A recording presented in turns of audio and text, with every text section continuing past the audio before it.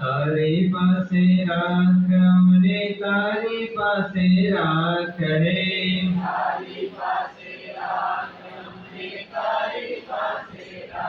હે તારી પાસે રાખ અમને, તારી પાસે રાખ રે.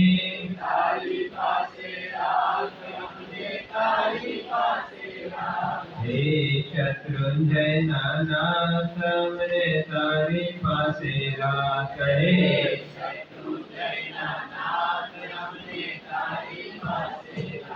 હે ગિરનાર નાથ અમને તારી પાસે રાખ રે.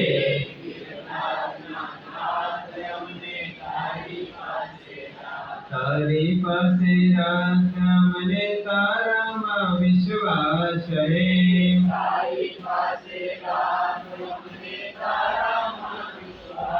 હે તારી પાસે રાખ અમને તારામાં વિશ્વાસ રે.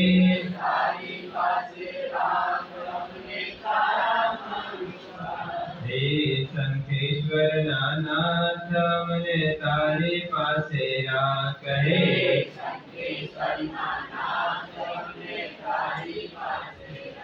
હે શિરાવલા નાથ અમને તારી પાસે રાખ રે.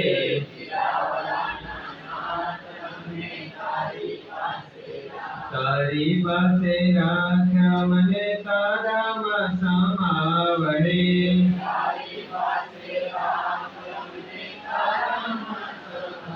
હે તારી પાસે રાખ અમને તારામાં સમાવ રે.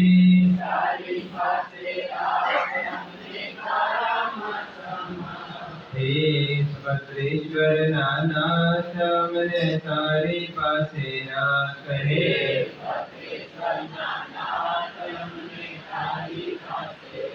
હે મોલોન્ય નાથ અમને તારી પાસે રાખ રે.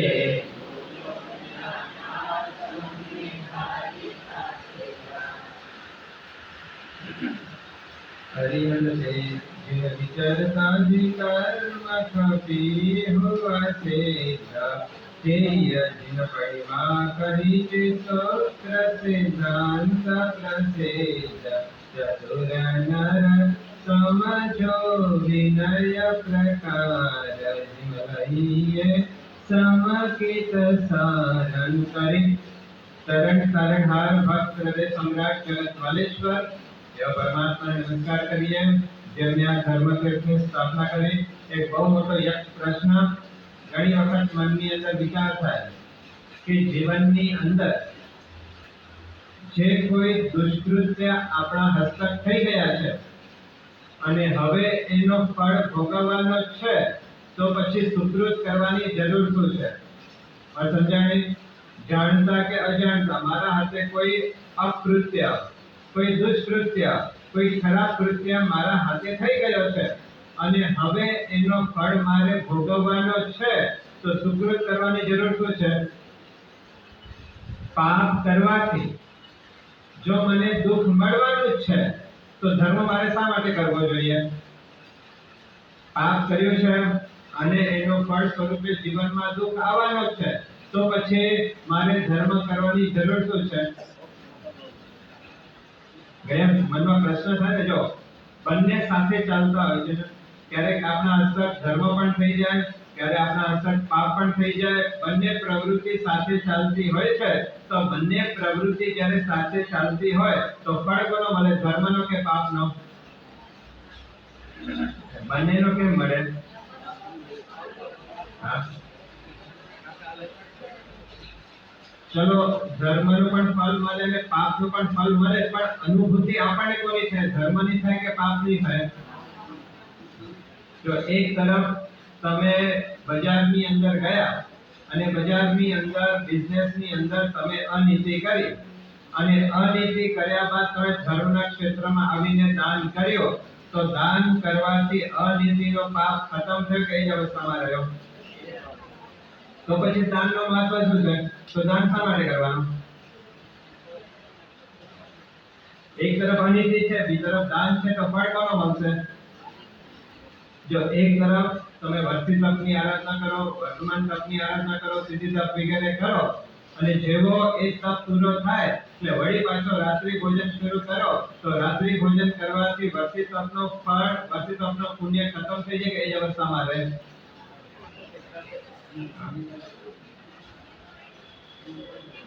તો પછી તો રાત્રિ ભોજનનો ફળ છે એ શું છે? જો આ બંને પેરેલલમાં ચાલે છે, બંને પેરેલલમાં ચાલતા હોય છે. તમે થિયેટરમાં પિક્ચર જોવા માટે ગયા અને તમે કર્મબંધ તમારા આત્માને લાગ્યો અને દેરાસરમાં આવી તમે ઉત્કૃષ્ટ ભક્તિ કરી, તો એ ઉત્કૃષ્ટ ભક્તિથી થિયેટરમાં જોયેલો જે પિક્ચર છે એનો પાપ ખતમ થઈ ગઈ અવસ્થામાં રહે?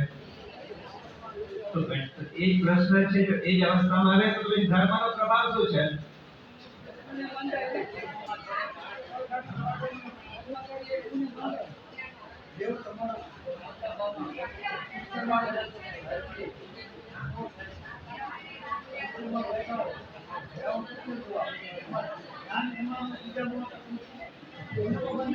જો એક તરફ તમે સામાયિક કરો, એક તરફ તમે પ્રતિક્રમણ કરો અને બીજી તરફ કન્મૂળ ભક્ષણ પણ ચાલુ રાખતા હો છો, તો એ કન્મૂળ ભક્ષણથી સામાયિક પ્રતિક્રમણનો ફળ પૂરો થઈ જાય કે એ જ અવસ્થાની અંદર રહે?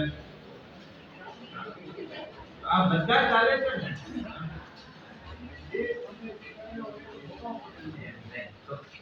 જો બધું જ ભોગવવું પડે તો એ ધર્મનો પ્રભાવ શું છે? ધર્મ શા માટે કરવાનો?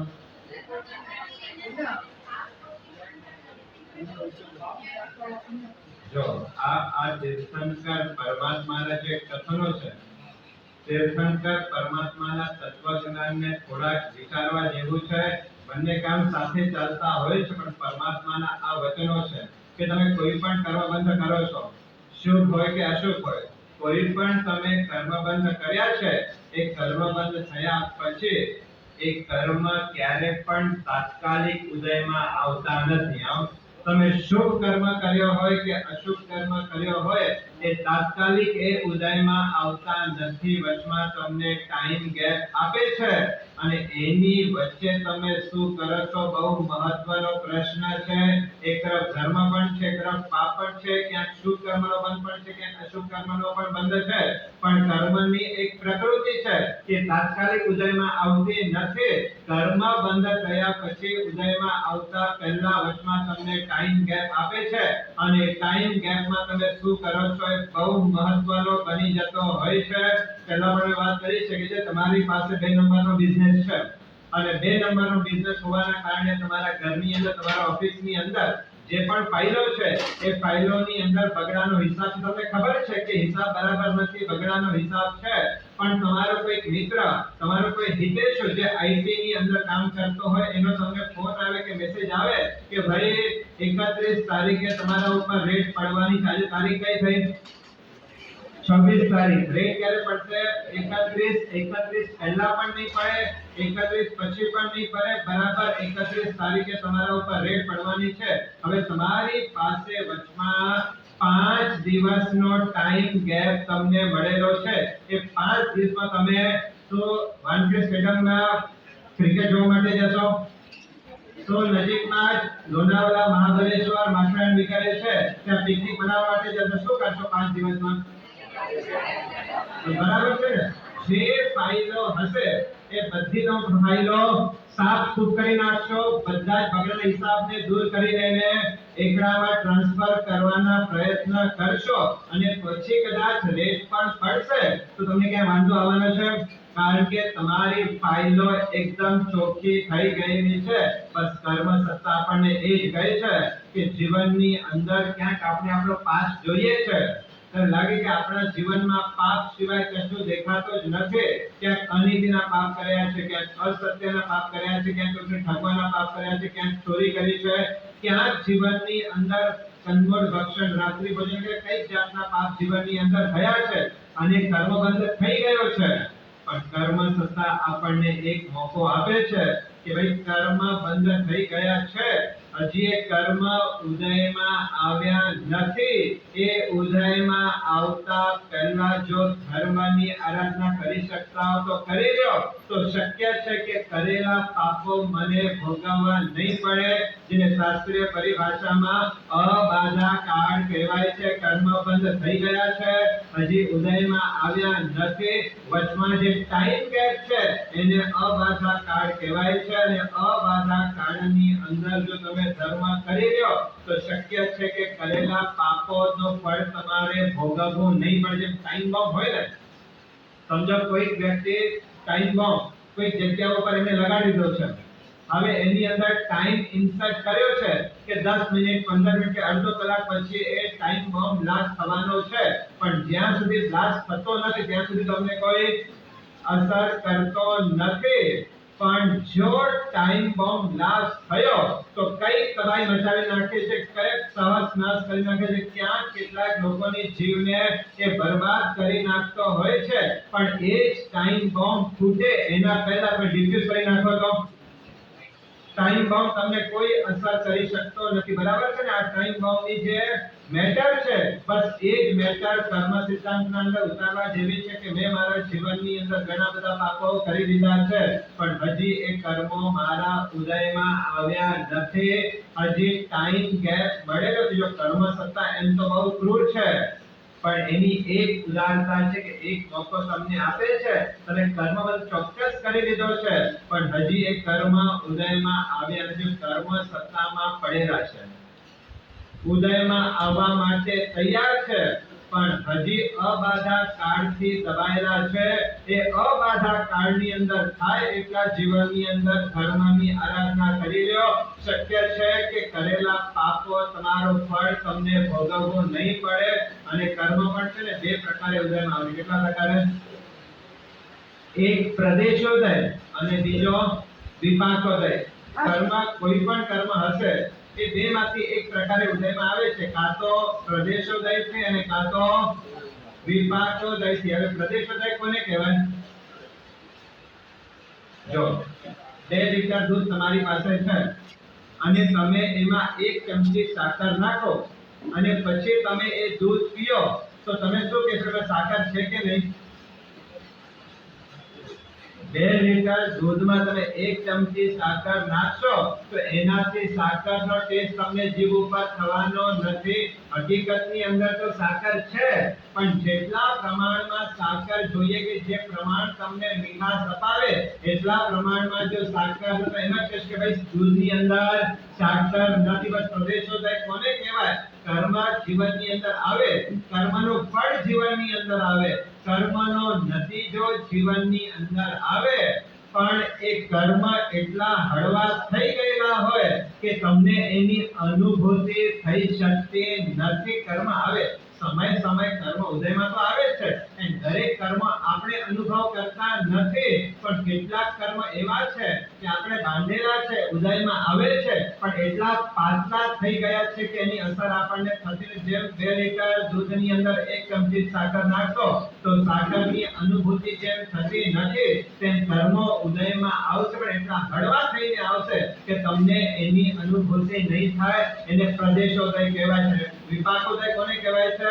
કે 2 લીટર દૂધની અંદર તમે 6 ચમચી સાકર નાખી દો અને પછી પીઓ તો એ સાકરની મીઠાશ તમારા જીભને ખબર પડશે કે આ દૂધની અંદર બરાબર પ્રમાણની અંદર સાકર નાખવામાં આવેલી છે.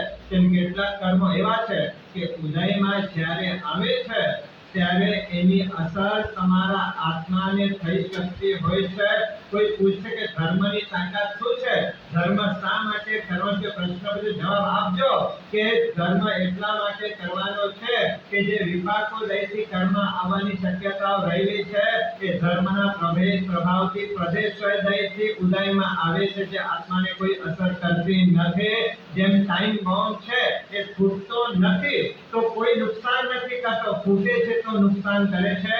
આપણા જીવનની અંદર પણ કઈ કર્મો કેટલાય ભવોના આત્મા ઉપર લાગેલા છે, સત્તામાં છે, હજી ઉદયમાં આવ્યા નથી, આવવા માટે તૈયાર છે, પણ જો તમારા જીવનની અંદર ધર્મ કરેલો હશે તો એ ધર્મ શું કરશે?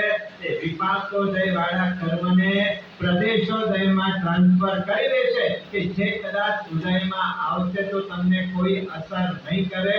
માટે મારે ધર્મ કરવાનો છે. અબાધા કાળ એક ગોલ્ડન પીરિયડ છે. અબાધા કાળ એક મોંઘેરો અવસર છે. જેમ તમને ખબર છે કે રેડ પડવાની છે અને એ વખતે તમે ફરવા માટે ગયા અને કાંઈ એની અંદર તમે પરિવર્તન ન કર્યું, વિચાર કે ચલો રેડ પડશે પછી કરશો, તો રેડ પડ્યા પછી કાંઈ થવાનું નથી, કોઈ ચોખ્ખાઈ થવાની નથી. જે ચોખ્ખાઈ કરવાની છે રેડ પડે એના પહેલા કરવાની છે. તેમ કર્મ આપણે એવા બાંધેલા છે કે જો ઉદયમાં આવશે તો લોહીના આંસુ સારવા પડશે એવા કર્મો મારા આત્માએ બાંધેલા છે. પણ કર્મ સત્તાએ આપણને એક મોકો આપ્યો છે. ભાઈ હજી ઉદયમાં આવ્યા નથી, હજી એક ટાઈમ બોમ્બ બ્લાસ્ટ થયો નથી, હજી કર્મ ઉદયમાં આવ્યા નથી. એની વચ્ચે જે અબાધા કાળ મળેલી છે એ અબાધા કાળની અંદર જેટલું તમે ધર્મ કરી શકતા હો આટલું ધર્મ જીવનની અંદર કરી લો. આપણા ધર્મ શું ચાલે છે અત્યારે? અબાધા કાળ ચાલી રહ્યો છે. યાદ રાખજો, જો રેડ પડશે, જો 5 દિવસ મળ્યા છે એનો સદુપયોગ કરી લેશે તો રેડ પડ્યા પછી પણ આપણને કોઈ નુકસાન નહીં થાય. પણ જો રેડ પડતા પહેલા જો હિસાબ કિતાબ ચોખ્ખા ન કર્યા તો ભાઈ ચોક્કસ પનિશમેન્ટ નક્કી છે. તેમ કર્મો આપણા બંધાઈ ચૂક્યા છે. હજી એ કર્મો આવ્યા નથી. એક પીરિયડ કર્મ સત્તાએ આપણને આપ્યો છે. જો વ્યર્થની વાતોમાં, વ્યર્થની પ્રવૃત્તિમાં જો બગાડી નાખશો તો એ કર્મ ઉદયમાં આવશે અને જો બ્લાસ્ટ થયો તો નુકસાન પાકો છે. તેમ કર્મ ઉદયમાં આવ્યા પછી આપણે કશું કરી શકવાના નથી. આ સમય જે મળેલો છે એ અબાધા કાળનો મેક્સિમમ ઉપયોગ કરવા માટે મળ્યો છે. યાદ રાખજો, એક સમય પણ મારે સમાજની અંદર વિતાવવો નથી. સમયમ દ્વયમ માં અમારે ગૌતમ એટલા જ માટે મહાવીરે કીધું કે ગૌતમને કહીને આપણને પ્રેરણા આપી છે કે આ મળેલો જે માનવ જીવન છે એ વ્યર્થની વાતોમાં કે વ્યર્થની પ્રવૃત્તિની અંદર બગાડવા માટે નથી. જે અશુભ કર્મ ભૂતકાળની અંદર બાંધેલા છે એનો જો તમને અસર જોઈતી નથી, એનો કોઈ અસર મારા આત્મા ઉપર ન થાય એવું જો ઈચ્છતા હો તો આ કર્મ સત્તા આપણને ગોલ્ડન ચાન્સ આપ્યો છે. અબાધા કાળમાં જેટલો ધર્મ કરી શકતા હો કરી લો. સમય કરવાની અનુકૂળતા છે, સમય કરી લો. સાંજે પ્રતિક્રમણ કરવાની અનુકૂળતા છે, પ્રતિક્રમણ કરી લો. પૂજા કરવા માટે પરમાત્માએ મોકો આપ્યો છે, પરમાત્માની પૂજા કરી લો. ક્યાંક દાનનો અવસર આવે, પરમાત્માએ આપ્યું છે, દાન કરી લો. ક્યાંક તપ કરવાની તાકાત પરમાત્માએ આપી છે, એ તપ કરવાની તકને જીવનની અંદર ઝડપી લો. જે કંઈ તમે અહીંયા કરી શકતા હો તો આજે ખબર છે, કોઈ વ્યક્તિ હોસ્પિટલમાં જાય ને પેશન્ટ તરીકે અને એનો કદાચ હાર્ટનો ઓપરેશન થવાનો હોય અથવા બીજો કોઈ પણ ઓપરેશન થવાનો હોય તો ઓપરેશન આપતા પહેલા ડોક્ટર શું કરે? એનેસ્થેસિયા આપે ને. શા માટે એનેસ્થેસિયા આપે છે? જો એનેસ્થેસિયા આપે એ એનેસ્થેસિયા આપવાથી પીડા થતી નથી કે પીડાનો અનુભવ થતો નથી? પીડા તો થાય છે ને. વ્યક્તિને ઉભા ચીરી નાખે, હૃદયને ચીરી નાખે, પેટને ચીરી નાખે, વેદના ના થાય? વેદના તો થતી જ હોય છે. પણ એનેસ્થેસિયાનું કામ જ આ છે કે પીડા થતી હોવા છતાં પણ એ પીડાની અનુભૂતિ કરવા દેતો નથી. બસ ધર્મ શું કામ કરે છે? એનેસ્થેસિયાનું કામ કરે છે કે જે વિપાકોદયથી પાપ આવવાની શક્યતા હતી એ પ્રદેશોદયમાં આવીને પીડા આવે છે. પણ ધર્મનો પ્રભાવ એ છે કે જે તમને અસર કરે એવા કર્મો હતા એને એટલા હળવા કરી નાખ્યા છે કે આવીને ચાલ્યું જાય, તમને ખબર પડતી નથી. ચારિત્ર જીવન પર એટલા જ માટે લેવાનો છે. અબાધા કાળનો શ્રેષ્ઠતમ ઉપયોગ કરવાનો શ્રેષ્ઠ રાજમાર્ગ જો કોઈ હોય તો આ ચારિત્ર માર્ગને બતાડવામાં આવેલો છે. પણ જ્યાં સુધી ચારિત્ર માર્ગમાં આવી શકતા નથી ત્યાં સુધી કમસે કમ શ્રાવક ધર્મની અંદર તો આવવાના પ્રયત્ન કરો. સમય કર્મ આપણા બંધાઈ રહ્યા છે. 8 કર્મોમાંથી 7 કર્મો એવા છે જે કલાકે નહીં, દિવસે નહીં, પણ સમય એનો બંધ થઈ રહ્યો છે. એ સમય જે બંધ થઈ રહ્યો છે એ અશુભ ન થાય પણ શુભ થાય એવી જો ઈચ્છા રાખતા હો તો મારે મારા જીવનની અંદર મારા આત્માને ધર્મ માર્ગમાં વાળી દેવો જોઈએ. સંસાર છે, સંસારની પ્રવૃત્તિ કરવાની છે, બધી વાત સાચી, પણ એની વચ્ચે પણ મારી પાસે જાગૃતિ હોવી જોઈએ કે આ કર્તવ્ય મારે કરવા યોગ્ય છે, આ કર્તવ્ય મારે કરવા યોગ્ય નથી.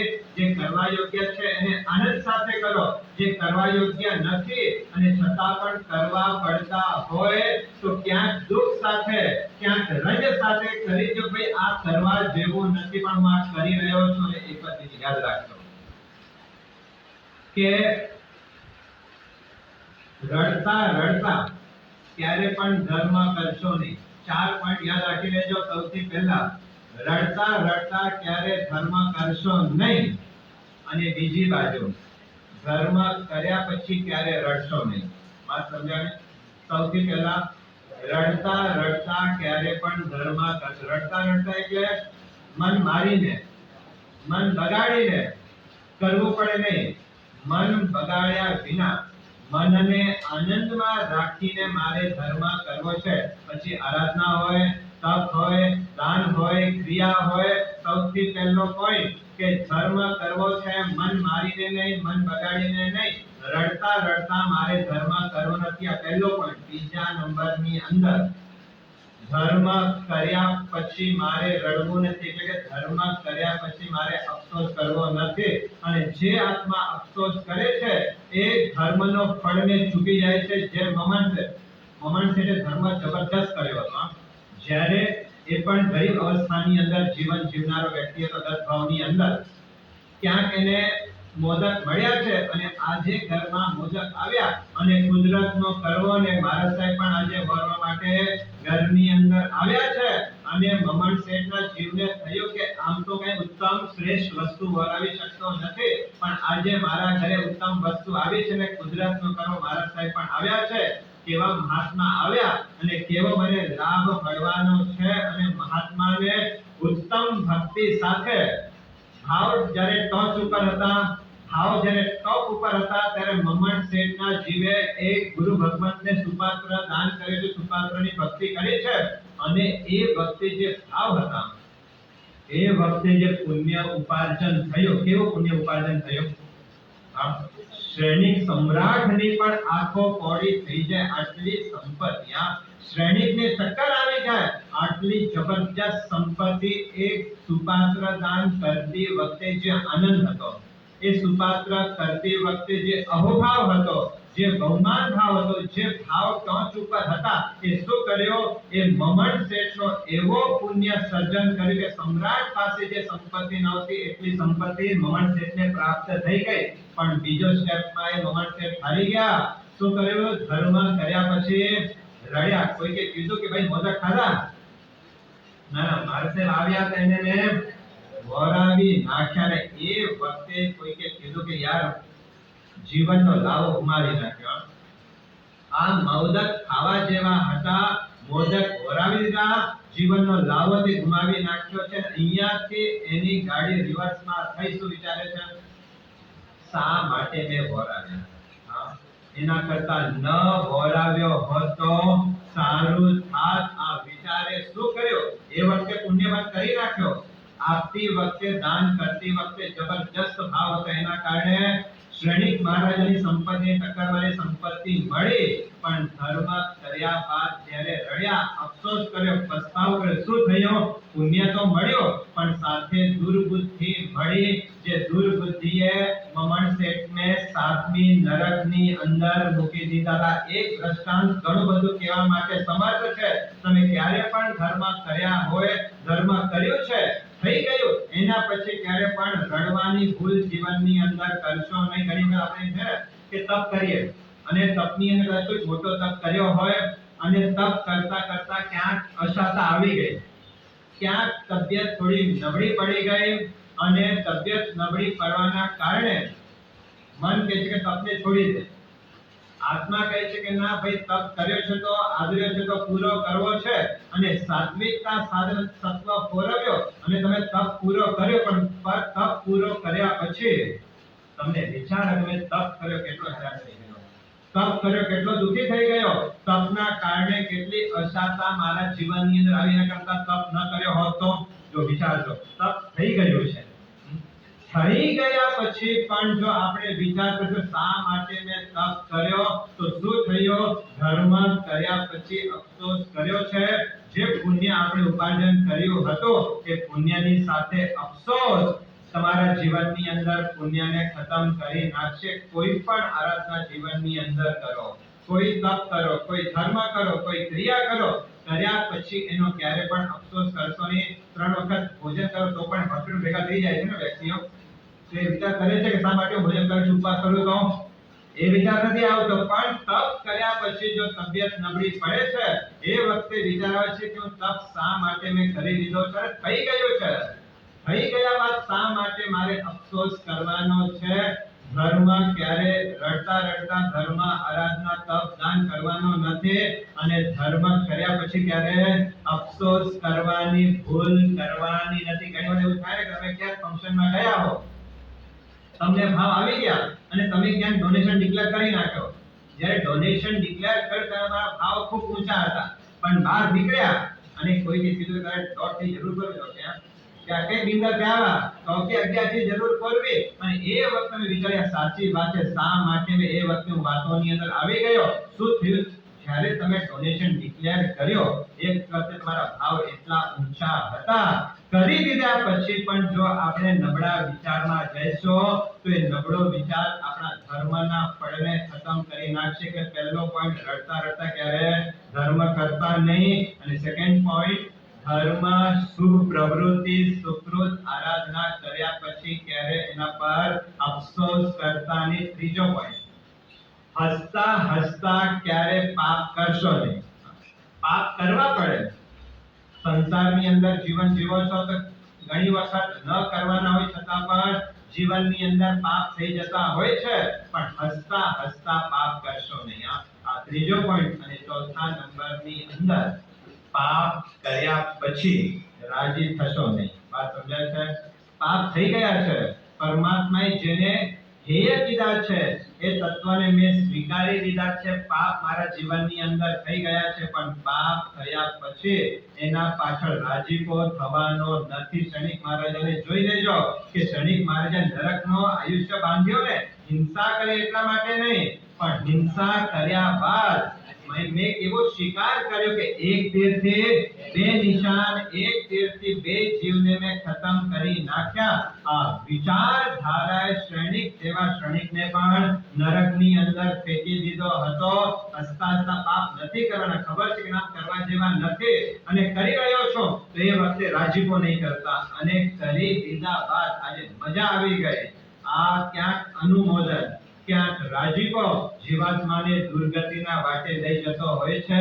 આ 4 સ્ટેપ, પહેલો સ્ટેપ રડતા રડતા મને ધર્મ નથી કર્યો, જ્યારે કરો છો તો રડવાનો નથી। સેકન્ડ સ્ટેપ કરી લીધો છે, કર્યા બાદ હવે રડવાની કોઈ પસ્તાવો કરવાની જરૂર નથી। ત્રીજા નંબરની અંદર હસતા હસતા મારે પાપ કરવા નથી, અને ચોથા નંબરની અંદર પાપ થઈ ગયા પછી મારે રાજી થવો નથી। અને એક વાત યાદ રાખજો, જે કર્યા પછી તમે રડશો એનું ફળ ખતમ થઈ જશે, જે કર્યા પછી તમે રડશો એનો પુણ્ય કે એનો ફળ ખતમ થશે। ધર્મ કર્યા પછી રડશો તો ધર્મનો ફળ ખતમ થઈ જશે, પાપ કર્યા પછી રડશો તો પાપનો ફળ ખતમ થઈ જશે। માટે આપણે ત્યાં ઘરા શબ્દ આપ્યું છે ને કે ભાઈ પાપ થઈ ગયા છે, હવે પાપની ઘરા કરો, હવે પાપનો પસ્તાવો કરો, હવે પાપનો પશ્ચાતાપ કરો। ધર્મ કર્યા પછી અનુમોદન કરજો, અને પાપ કર્યા પછી ગરહા જો જીવનમાં આવી જશે તો ઘણા બધા અશુભ કર્મોથી આપણો જીવાત્મા બચી જવાની શક્યતાઓ રહેલી છે।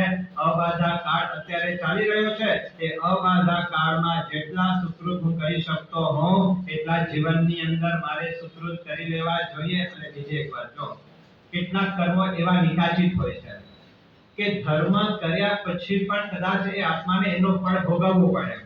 જે બહુ રસ સાથે ક્યાંક પાપ બાંધેલા હોય તો એનો ફળ એ આત્માને ભોગવવો પડતો હોય. જેમ ક્ષણિક મહારાજાએ જે ફોર્સ સાથે, જે રસ સાથે નરકનો આયુષ્ય બાંધ્યો, એની સામે તીર્થંકરનો પણ એમને પુણ્ય ઉપાર્જન કર્યું છે, પણ પાપનો ફોર્સ એ વખતે એટલો હતો કે એ તીર્થંકર બનવાના હોવા છતાં પણ અત્યારે એમને નરકની અંદર જવું પડ્યું છે. તો કેટલાક કર્મ એવા છે કે જે નિકાસિત થયેલા હોય એને ભોગવવા પડે, પણ જ્યારે કર્મનો ઉદય આવે એ વખતે વિચારજો કે હું સમજણના ભાવમાં છું. અત્યારે કોઈ અશુભ કર્મ મારા જીવનની અંદર ઉદયમાં આવ્યા છે, એ વખતે આ વિચાર જો મારી પાસે હશે કે અત્યારે જે અશુભ કર્મ, જે ખરાબ દિવસો મારા જીવનની અંદર આવ્યા છે, એનો કર્તા કોણ છું, એનો કર્તા કોણ છે? જો આ વિચારધારા હશે, કોઈને કોઈ એમને એમ કર્મ જીવનમાં આવતા નથી. જેમ અહીંયા કુરિયરની સર્વિસ છે કે તમે ક્યાંક હોટલની અંદર ગયા હો તો તમે જ્યાં સુધી ઓર્ડર આપતા નથી ત્યાં સુધી હોટલની અંદર વેટર તમને કશું પીરસતો નથી, અને કુરિયર વાળો પણ તમને કોઈ ચીજ વસ્તુ આપી જતો નથી. તમે ઓર્ડર કર્યો છે તો જ તમારી પાસે વસ્તુ આવે છે. બસ આ જ મેન્ટાલિટી. કોઈ દુઃખ મારા જીવનની અંદર આવ્યા છે તો એ દુઃખ આપનાર બીજો કોઈ નથી, હું પોતે મેં ઓર્ડર કર્યો છે. આજે કર્મ ઉદયમાં આવ્યા છે, મારે ક્ષમતા ભાવથી સહન કરી લેવા છે. આ વિચારધારા હશે તો શું ખબર છે? અશુભ કર્મ હશે, એ અશુભ કર્મ ઉદયમાં આવી ગયા, આવીને ખતમ થઈ ગયા, તમે ભોગવી લીધો, વાત પૂરી થઈ ગઈ, વાર્તા ખતમ થઈ ગઈ. પણ એની સામે જો સમજ નહીં હોય, અણસમજ હશે, અને અણસમજની અંદર કદાચ કોઈ દુઃખો જીવનની અંદર આવ્યા અને એ દુઃખના સમયે અશુભ કર્મના ઉદયના સમયે હાય હોય કરી, આર્ત ધ્યાન કર્યું, રૌદ્ર ધ્યાન, તો શું ખબર છે? જે અશુભ કર્મના બંધ થયા હતા એના કારણે તમારા જીવનમાં દુઃખો આવ્યા. એ દુઃખો તમે ભોગવી રહ્યા છો, પણ ક્ષમતા ભાવથી ભોગવતા નથી, અક્ષમતા ભાવથી ભોગવો છો. પણ જે કર્મો આવે ભોગવાઈ ગયા, ચલો, પણ અસમાધિ જે કરી એ અશુભ કર્મના ઉદયમાં જે આર્ત ધ્યાન, રૌદ્ર ધ્યાન કર્યો, એના કારણે બીજા નવા ચીકણા કર્મો તો આપણે ઊભા રાખેલા છે. તમને ખબર છે ને, એક બિઝનેસની પણ એક પોલિસી છે કે જે વ્યક્તિ વ્યાજ ચૂકવવા માટે વ્યાજુકા પૈસો લેતો હોય એની સાથે વેપાર ન કરો. બરાબર છે ને? વાત સમજાય છે? જે વ્યક્તિ ઇન્ટરેસ્ટ ચૂકવવા માટે બીજા ક્યાંથી ઇન્ટરેસ્ટ લેતો હોય એની સાથે વેપાર ન કરવો. તેમ અશુભ કર્મનો ઉદય આવતો હોય એ વખતે જો આપણે આર્ત ધ્યાનની અંદર જશું તો એ અશુભ કર્મનો ચક્કર તો ચાલ્યા જ કરવાનું છે. જેમ વ્યાજ લેનારો વ્યક્તિ વ્યાજ ચૂકવવા માટે બીજો વ્યાજ લેતો હોય એ ક્યારે વ્યાજમાંથી બહાર આવી શકતો નથી. તેમ સમજના ભાવની અંદર કદાચ કોઈ અશુભ કર્મના ઉદય મારા જીવનની અંદર આવી ગયા છે તો એ વખતે મારે સાવધાની સાથે મારા નવા કર્મ બંધ ન થાય એટલી તકેદારી મારા આત્માને રાખવાની જરૂર છે. અબાધા કાળનો મેક્સિમમ ઉપયોગ કરવાનો જ્યારે અવસર આવ્યો છે, આપણી 5D ની વાત ચાલતી હતી. કેટલા ડી થઈ હતી આપણી? કઈ પહેલી? સૌથી પહેલા ડ્રીમ ગુડ, સેકન્ડ નંબરની અંદર ડેલિવર ગુડ, ત્રીજા નંબરની અંદર ડિપોઝિટ ગુડ, અને અબાધા કાળનો મેક્સિમમ ઉપયોગ કરવા માટે ચોથી ડી બતાડી છે ડુ ગુડ. શું બતાડી છે? Do good. ગુડ બન્યા વિના ક્યારે પણ ગોડ બની શકાતો નથી. ચોથી ડી કઈ આપી છે? Do good.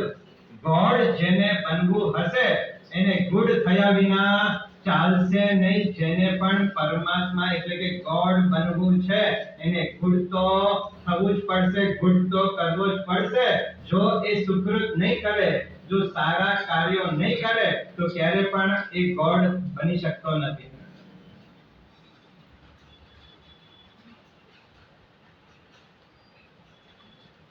આ ચોથા નંબરની ડી બતાડી છે કે મારે મારા જીવનની અંદર ડુ ગુડની પોલિસીને મારે મારા જીવનમાં ઇમ્પ્લિમેન્ટ કરવાની છે. પરમાત્માએ અવસર આપ્યો છે. જો ધર્મ જેને કરવો છે, જેને અબાધા કાળનો મેક્સિમમ ઉપયોગ કરવો છે, એ બે વસ્તુ યાદ રાખે, નાવ અને હિયર. કયા બે શબ્દ? નાવ અને હિયર. નાવ એટલે અત્યારે જ. અને હિયર એટલે અહીં. નાવ અને હિયર આપણી મેન્ટાલિટી શું હોય છે કે ભાઈ કરશું ક્યાં, હવે મોડો થવાનો છે, કાલે કરશું, 5 વર્ષ પછી કરશું. મેન્ટલ. અને જો મનની બદમાશી સમજી રાખજો. મન છે ને ધર્મ કરવા માટે ના નથી પાડતો કે તમે ધર્મ ન કરો, પણ ધર્મ અત્યારે કરવા માટે પણ હા નથી પાડતો. વાત સમજાય છે? ધર્મની આ બદમાશી ખ્યાલ આવે છે કે ધર્મ મન તમને ના નહીં પાડે કે તમે ધર્મ ન કરો, એ કે ધર્મ કરો, પણ અત્યારે નહીં કરતા પછી કરવાનો મોકો આપણને મળવાના જ છે ને. ગડબડમાં ગોવિંદ ભજીશું આ મનની બદમાશી છે, અને એના કારણે શું થાય છે કે જે સારા કામો કરવાના અવસર આવે છે અત્યારે પછી કરશો, અને પછી ક્યારેક એવા કર્મના અવસર આવે છે કે આપણે કરી શકતા નથી. જો ધર્મ કરવામાં મોડા ભલે પડ્યા, ધર્મ કરવામાં મોડા ભલે પડ્યા, પણ હવે મોડા નહીં થતા. વાત સમજે? બંનેમાં 2 વખત મોડા શબ્દ નાખો તો થાય. ધર્મ કરવામાં મોડા ભલે પડ્યા, પણ હવે મોડા. પહેલા મોડા એટલે મોડા પડે તો લેટ થાય. સેકન્ડ મોડા એટલે હવે ડિલે નહીં કરતા. હવે જીવનની અંદર પ્રમાદ નહીં કરતા. જે જીવનમાં મોડા થઈ ગયા છે એ થઈ ગયા છે, પણ હવે મારે મોડા થવું નથી. હવે મારે પ્રમાદ કરવો નથી. જેને પણ ડુ ગુડ કરવું છે, જો ડગલે ને પગલે તમે ડુ ગુડ કરી શકો એવી તાકાત પરમાત્માએ તમને આપી છે. આમ ડગલે ને પગલે રોજ તમે સુકૃત કરી શકો એવા અનેક અવસર તમારા જીવનની અંદર તમે પ્રાપ્ત કરી રહ્યા છો. જો માત્ર થોડોક જો વિચાર કરવામાં આવે તો નાનામાં નાનો વ્યક્તિ પણ રોજ સારા કામ કરી શકે એવા અનેક પ્લેટફોર્મ પરમાત્માએ આપણને આપેલા છે. માત્ર થોડોક વિચાર કરવાનો છે. ડુ ગુડની પોલિસીને મારે ઇમ્પ્લિમેન્ટ કરવી છે. જો અબાધા કારણો મારે ઉપયોગ કરવો છે, અને જો મારી ઈચ્છા છે કે મેં મારા જીવનમાં જે અશુભ કર્મો બાંધ્યા છે એનો ફળ મારે ભોગવવું નથી, તો અત્યારે ડુ ગુડની પોલિસીની અંદર લાગી જાઓ. એક સમૃદ્ધ વ્યક્તિ, એક યુવાન વ્યક્તિ, અનાપ શનાપ પૈસો, સમૃદ્ધ વ્યક્તિ છે, સાથે સાથે ધર્મના અનુરાગ વાળો પણ છે, જીનવાણી પ્રત્યે એની રુચિ પણ છે, સંપત્તિ હોવા છતાં પણ જ્યારે પરમાત્માના વચનો જે ડિલિવર થતા હોય એ સાંભળવા માટે વ્યક્તિ ચાલ્યો પણ જાય, અને સાંભળતા સમયે વિચાર કરે કે મેં મારા જીવનમાં અનાપ શનાપ પૈસો છે, પરમાત્માની અસીમ કૃપા છે, ઇન્કમ પણ અત્યારે જબરદસ્ત આવી રહી છે મારી પાસે, એફડી પણ સારી છે, પણ હવે મારે કાંઈ ડુ ગુડની અંદર આગળ વધવું છે. અને વિચાર થયો કે દૂધવાળો ભૈયો દૂધ આપવા માટે રોજ એ શેઠના ઘરે એ ભાઈઓ આવીને દૂધ પહોંચાડી જાય. હવે જો જેને કરવું જ છે કારું, એને કોઈ નડતો નથી. જેને કરવું જ છે એ કરી બતાડે છે, અને એને વિચાર થયો કે અત્યારે મારી પાસે અવસર આવ્યો છે. દૂધવાળા ભૈયાને બોલાવ્યો, અને દૂધવાળા ભૈયાને કીધું કે જો ભાઈ, અત્યારે તું જે ભાવ દૂધના લે છે, શક્ય છે વર્ષ પછી, 1.5 વર્ષ પછી કદાચ દૂધના ભાવ વધી શકે એમ છે. અમૂલના ભાવ વધે છે ને, ક્યાંક 30 હતા, 40 થયા, 50, 60, 70, 80, દૂધના ભાવ વધતા ગયા. બરાબર છે ને? આ તો ભાઈ પોલિસી છે, બિઝનેસની પોલિસી. જેવો ડિમાન્ડ વધે એ રીતે ભાવ વૃદ્ધિ પામતા હોય છે, અને દૂધના ભાવ વધવાની શક્યતા રહી. ત્યારે ભૈયાને બોલાવીને કીધું, જો ભાઈ, અત્યારે પરમાત્માની અસીમ કૃપા છે, એટલે તું જ્યાં પણ દૂધ આપવા માટે જાય છે, તને ખબર છે કે દરેક વ્યક્તિની કેવી પરિસ્થિતિ છે.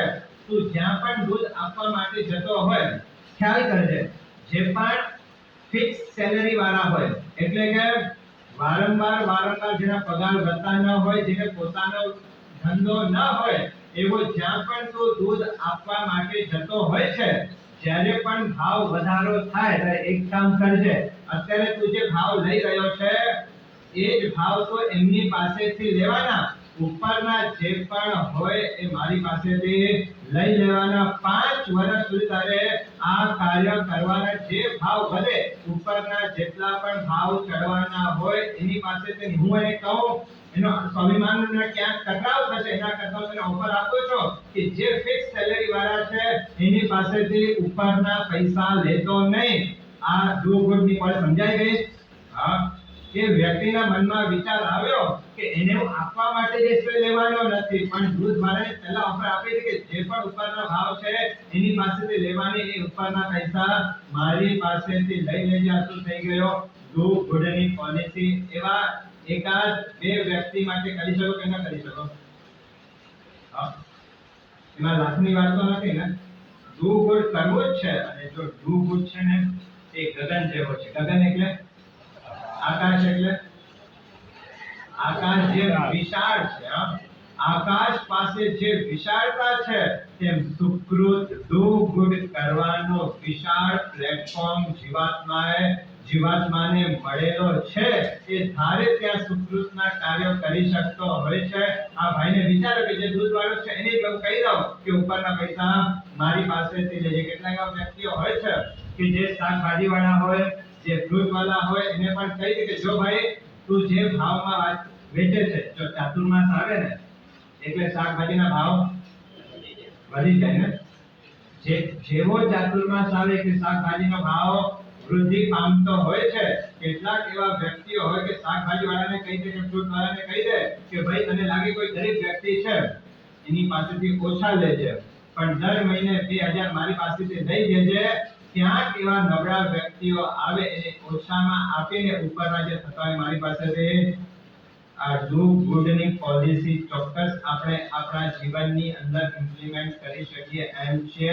કઈ વિશાળ સ્પેસ પરમાત્માએ આપણને આપ્યું છે. અબાધા કાળનો શ્રેષ્ઠતમ ઉપયોગ કરવો છે.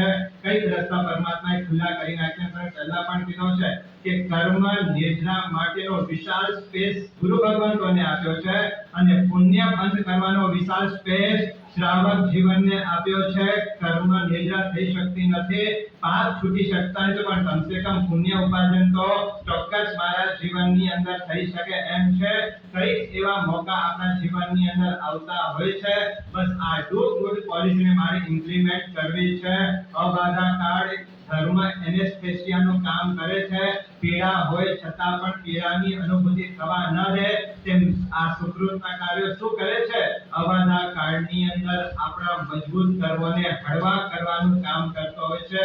અત્યારે આપણા બધાની પાસે અબાધા કાળ સમય ચાલી રહ્યો છે. આપ સૌને ખ્યાલ છે કંદમૂળ ભક્ષણ, રાત્રિ ભોજન એ બધા નરકના દરવાજા છે. રાત્રિ ભોજન થાય, કંદમૂળ ભક્ષણ થાય એટલે મારા આત્મા ઉપર નરકના બંધનના કર્મો લાગી રહ્યા છે. એ કર્મો લાગી ગયા છે, હજી એ કર્મ ઉદયમાં આવ્યા નથી. અબાધા કાળ ચાલી રહી છે.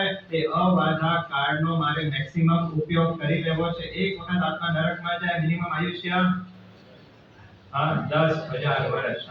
10,000 વર્ષનો મિનિમમ આયુષ્ય એક વ્યક્તિનો બચી શકતો જ નથી. આપ સૌને ખ્યાલ હશે કે સીતાની વાત આવે છે ને, એ બચાવવા માટે જાય છે, પણ ઇન્દ્ર હોવા છતાં પણ વૈમાનિક દેવલોકના જે 12મો દેવલોક કહેવાય એના ઇન્દ્ર સીતાજી એમને બચાવવા માટે જાય છે, પણ નરકની વેદનામાંથી બચાવી શકતા નથી. જો ઇન્દ્ર પણ બચાવી શકતા નથી તો પછી આપણને કોઈ બચાવવા માટે આવવાનો છે? અત્યારે અબાધા કાળ ચાલી રહી છે. મારા જે પણ હું બોલું છું, મારા જે પણ વચનો હશે એ વચનો એવા નહીં હોય કે મારા અશુભ કર્મનો બંધ કરાવે. મારી એવી કોઈ પ્રવૃત્તિ નહીં હોય કે જાણી બૂજીને હું નવા કર્મ બંધન કરું. એવી એકે પ્રવૃત્તિ મારા જીવનની અંદર કરવી નથી. અને એવા એકે વિચાર મન છે, વિચાર આવવાની પૂરી શક્યતાઓ રહેલી છે, પણ જ્યાં નબળા વિચાર ઊભા થાય એને હડસેલીને સારા વિચારને લઈ આવો. આચાર વિચાર અને ઉચાર એના ઉપરથી કર્મબંધ થઈ રહ્યા છે ને. કાંક આચારથી, કાંક વિચારથી અને કાંક તો ઉચારથી જો એના પ્રત્યે આપણે સાબુત થઈ જશું તો ઘણા બધા કર્મ બંધ આપણા બંધ થતા અટકી જવાના છે. જો અબાધા કાળની અંદર એક તો અશુભ કર્મ તો બાંધેલા જ છે, એમાં જો આપણે નવા અશુભ કર્મ બાંધતા જશું તો આત્માની મુક્તિ થશે કેવી રીતે? આ અવસર આપણને મળ્યો છે. એક બાજુ આવતા કર્મોને અટકાવો, બીજી બાજુ નવા શુભ કર્મનું ઉપાર્જન કરતા જાઓ. આ જ માર્ગ છે મોક્ષમાં જવા માટેનો. અને આપણા સંસાર સંસિત સમ્યક સંસતિની અંદર આપણા કેટલા માર્ગ પૂરા થયા? સૌથી પહેલા 4 સાધના પૂરી આપણે કરી, બીજા નંબરની અંદર 3 લિંગ આપણે પૂરા કર્યા છે. ત્રીજા નંબરનો અધિકાર આવે છે જે 10 પ્રકારના તત્વો છે એ 10 તત્વોનો મારે વિનય કરવો જોઈએ. આ ત્રીજો દ્વાર સમ્યક દર્શનને નિર્મલ કરવાનો બતાડ્યું. પહેલો દ્વાર સગુણ એટલે શ્રદ્ધા, બીજો દ્વાર લિંગ એટલે કે બાહ્ય નિશાનીઓ અને ત્રીજો દ્વાર બતાડ્યો છે વિનયનો. જે 10 તત્વો છે 10 તત્વોનો મારે વિનય કરવો છે. 10 તત્વો પહેલો તત્વ છે અરિહંત. અરિહંત કોને કહેવાય? જે રાગ અને દ્વેષથી મુક્ત થઈ ગયા હોય, જે આત્મા પોતાના જીવનની અંદર સર્વજ્ઞપણાને તીર્થંકરપણાને જે પ્રાપ્ત કરી ચૂક્યા છે, જે આત્મા 34 અતિશયોથી યુક્ત હોય, દેવો અને દાનવો દ્વારા જે 34 પ્રકારના જે અતિશયોથી છે એનાથી જે પૂજાતા હોય, જે પરમાત્મા પ્રથમ દેશના સાથે ગંધર્વ ભગવંતો જે ત્રિપદી પામીને દ્વાદશાંગીની રચના કરતા હોય, આવી દેશના આપનારા હોય એને તીર્થંકરનો આત્મા કહેવામાં આવે છે. કે પહેલા પ્રકારના 10 તત્વો પહેલો તત્વ બતાડ્યો છે કે મારે તીર્થંકર પરમાત્માનો વિનય કરવાનો છે.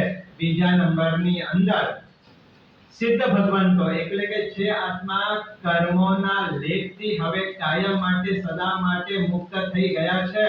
કોઈ કર્મ એના આત્મા ઉપર નથી ને હવે કોઈ કર્મ જેના આત્મા ઉપર લાગવાના નથી, એવો જે આત્મા બધા જ કર્મથી મુક્ત થઈને પોતાની પોતાના આત્માને સિદ્ધ દશાની અંદર લઈ ગયા છે, એવા આત્માને સિદ્ધનો આત્મા કહેવામાં આવે છે. પહેલો તત્વ અરિહંત, બીજા નંબરની અંદર સિદ્ધ, ત્રીજા નંબરનો તત્વ બતાડ્યો છે ચૈત્ય.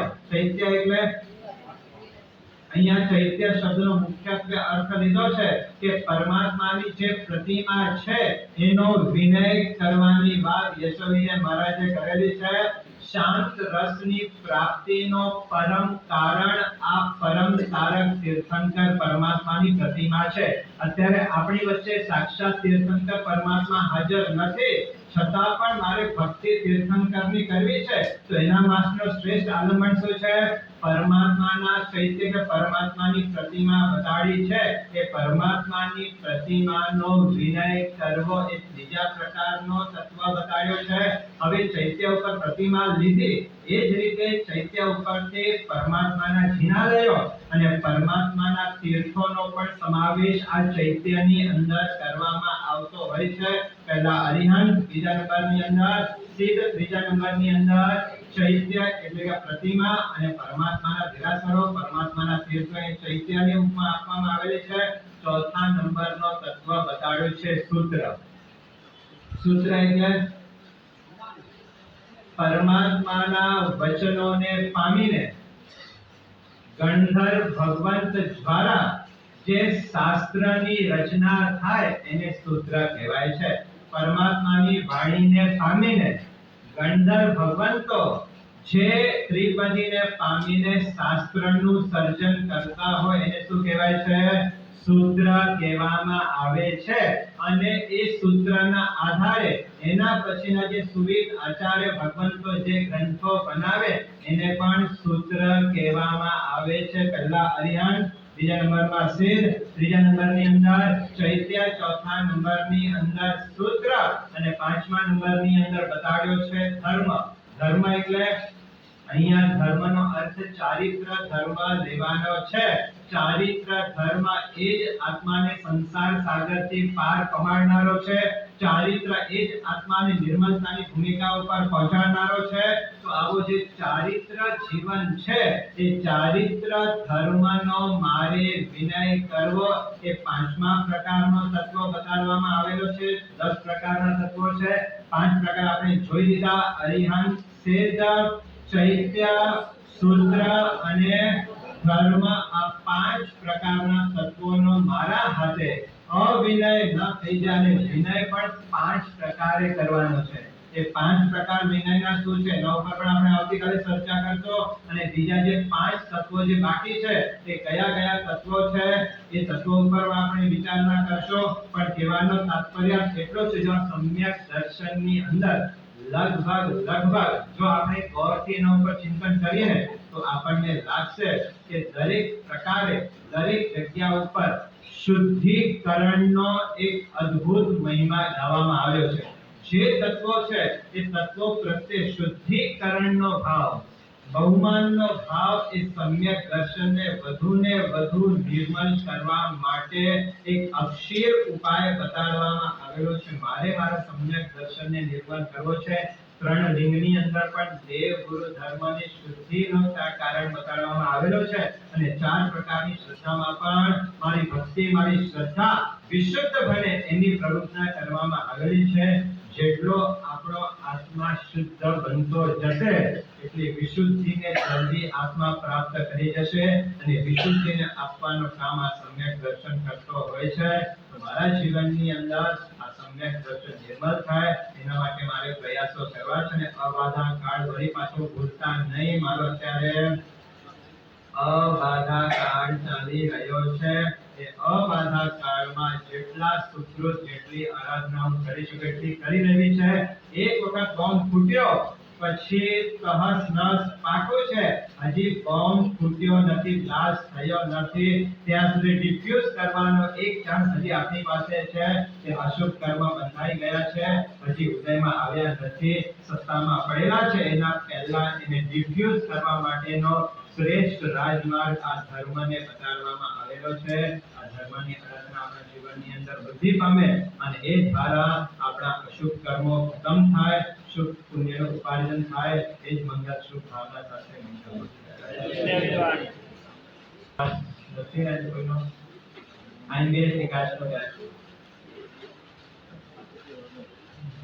सूर्य नौका से पवित्र आकाश के चौरियम के रसमान सेवम सेवम अड़सना भोगरम सहस्र गणम पचन कंजोयम अमेरिका के का दिना चुस्काय दिव्यम की रमसनम साधारी अगन गुरु प्रमाणे पाड़ी तो पाड़स लेवा बहुदेव सचन सुनिया ऐसा वगाते पूरा भगम परि मुस्काना था भगम सहस्र के सबक में गणम वर्षे नहीं ऐसो जन्म बार बार जे विषय ઉપર આપણું પ્રવચન ચાલતો તો આવતીકાલે એ વિષયને આપણે આગળ વધારશો. તો ખાસ એની અંદર પણ આપ સૌ જોડાવજો. આજનો પ્રશ્ન છે કે ધર્મ કરવા માટે ઇંગ્લિશના કયા બે શબ્દોનો ઉપયોગ આજે કરવામાં આવ્યો હતો? ધર્મ કરવા માટે ઇંગ્લિશના બે કયા શબ્દોનો ઉપયોગ કરવામાં આવ્યો હતો? આ પહેલો પ્રશ્ન. અને બીજા નંબરની અંદર ચાર સ્ટેપ કયા યાદ રાખવા જેવા છે? ચાર સ્ટેપ કયા યાદ રાખવા જેવા છે? આ બે લખી